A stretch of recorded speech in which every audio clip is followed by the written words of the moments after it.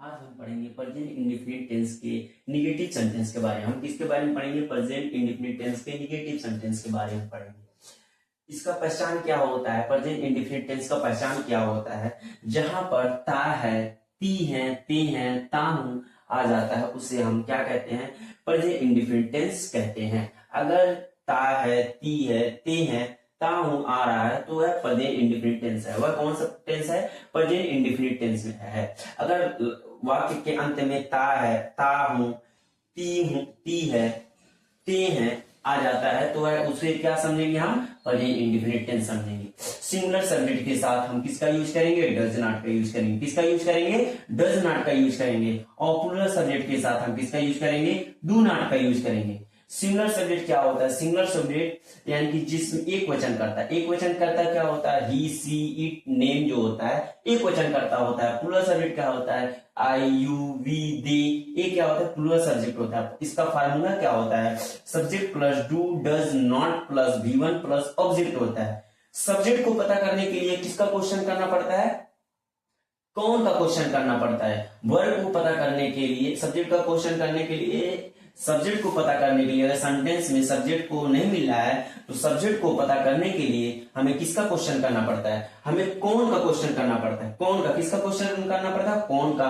अगर वर्ब नहीं मिल रहा है तो वर्ब को पता करने के लिए हमें किसका क्वेश्चन करना पड़ता है? कि सब्जेक्ट क्या कर रहा है इसका क्वेश्चन करना पड़ता है। सब्जेक्ट क्या कर रहा है इसका क्वेश्चन करना पड़ता है। और ऑब्जेक्ट को पता करने के लिए हमें किसका क्वेश्चन करना पड़ता है? whom, what और where का क्वेश्चन करना पड़ता है। whom माने किसे, और what माने क्या, और where माने कहां। इस चीज का क्वेश्चन करना पड़ता है।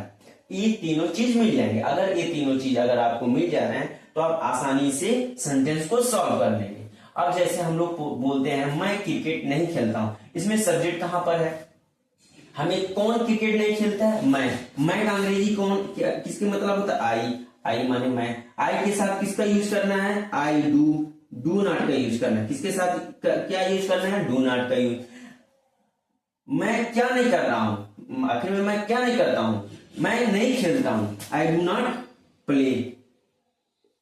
अगर ऑब्जेक्ट को पता करना है तो हमें किसका क्वेश्चन करना पड़ता है? क्या नहीं खेलता हूं। आखिर में क्या नहीं खेलता हूं?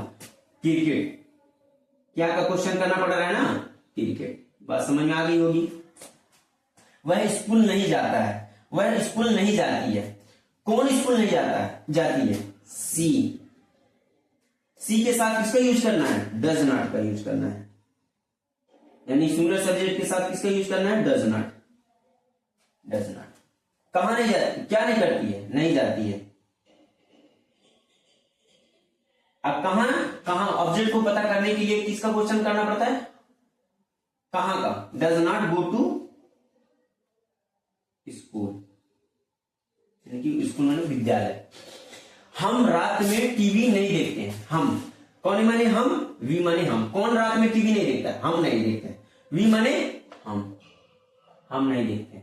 वी के साथ किसका यूज करना है? डू नॉट का यूज करना है। डू नॉट का यूज करना है। उसके बाद क्या नहीं करता है? सब्जेक्ट क्या नहीं करता है? V1। अगर हम क्या का क्वेश्चन करते हैं तो V1 पता चलता है। क्या का क्वेश्चन करते हैं तो हमें वर्ब का पता चलता है। यानी क्या सब्जेक्ट क्या करता है इसका क्वेश्चन करते हैं तो हमें किसका पता चलता है? वर्ब का पता चलता है। हम क्या नहीं करते हैं यानी कि सब्जेक्ट क्या नहीं करता है? नहीं देखता है। कौन माने देखना? सी माने देखना। क्या नहीं देखता है? क्वेश्चन ऑब्जेक्ट को पता करने, अब जो ऑब्जेक्ट को पता करने के लिए हमें किसे, क्या और कहां का क्वेश्चन करना पड़ता है। वी डू नॉट सी, हम क्या नहीं देखते हैं? टीवी नहीं देखते हैं। तो टीवी क्या हुआ? ऑब्जेक्ट हुआ। टीवी क्या हुआ? ऑब्जेक्ट हुआ। कब नहीं देखते हैं? At night.